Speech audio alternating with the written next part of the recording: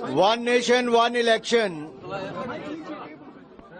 One nation, one election bill is transformative, visionary and historic. और नरेंद्र मोदी जी की सरकार reform, perform, transform इसमें विश्वास रखती है।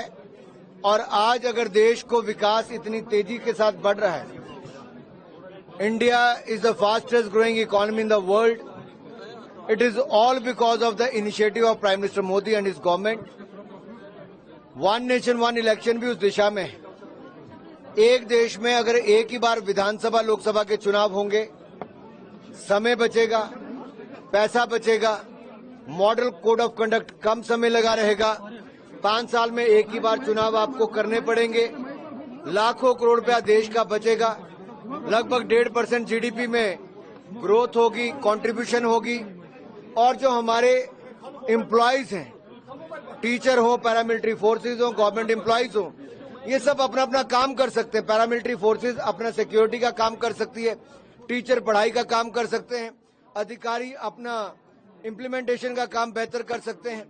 और मॉडल कोड ऑफ कंडक्ट अगर हर साल 5-5 राज्यों के चुनाव में लगता है और नेता सब चुनाव लड़ाने में व्यस्त रहते हैं, तो इससे देश के विकास को नुकसान होता है।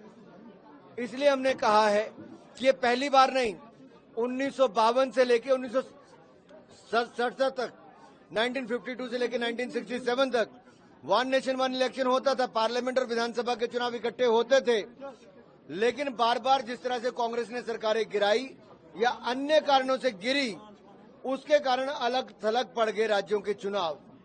अब समय आया है एक राष्ट्र एक चुनाव करने के लिए। इलेक्शन कमीशन ने कई बार कहा, इंदिरा जी की सरकार में 1983 में कहा, 1999 में लॉ कमीशन ने कहा, अब हाई लेवल कमेटी ने कहा, बहुत सारे राजनीतिक दलों ने कहा कि एक राष्ट्र एक चुनाव होंगे तो ये राष्ट्र हित में होगा, इससे देश का भला होगा।